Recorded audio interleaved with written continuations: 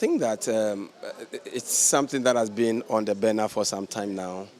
And also being a member of parliament in an area where I have a very substantial numbers being Muslims, this conversation has gone on over and over and over again with the Muslim communities. Some of the imams, even persons from the office of the National Chief Imam, and so on and so forth. And so we've been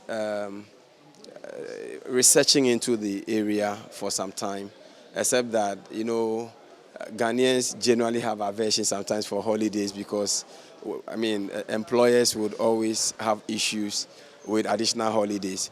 But then I realized that there could be ways of curing that. And one of the ways we can cure that is to propose another amendment that allows for productivity in the existing holidays. So you will realize that there are two separate amendments that I have proposed. The first one has to do with productivity. In other words, when holidays fall on productive days, it will be sent to days which are not non-productive, like Fridays.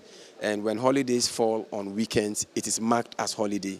And what that means is that there's an amendment to the existing legislation that allows, that prevents the president from changing the days in which holidays fall, or on which holidays fall. When we are able to do that, currently we have 13 holidays. If we are able to do that, what it means is that we can actually cut our holidays down to around 9, because there wouldn't be the need for you to change holidays. If it falls on Saturday, you mark it. If it falls on Sunday, you mark it.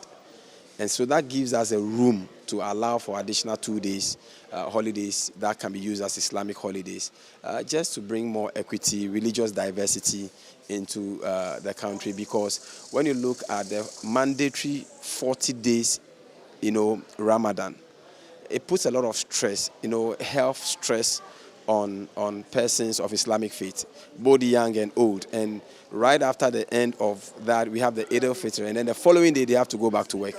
In fact, that affects, you know, a number of them.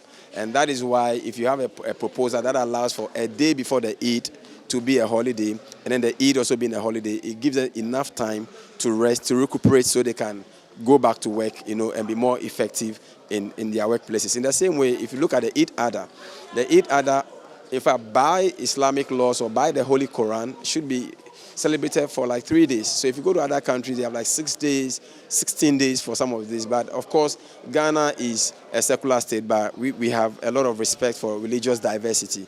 And so in respecting that space, it will be good to add 1 more day, so that there are 2 days. You have 1 day for prayer, you have 1 day to do your sacrifices, and that actually genuinely help promote religious diversity and inclusiveness in Ghana.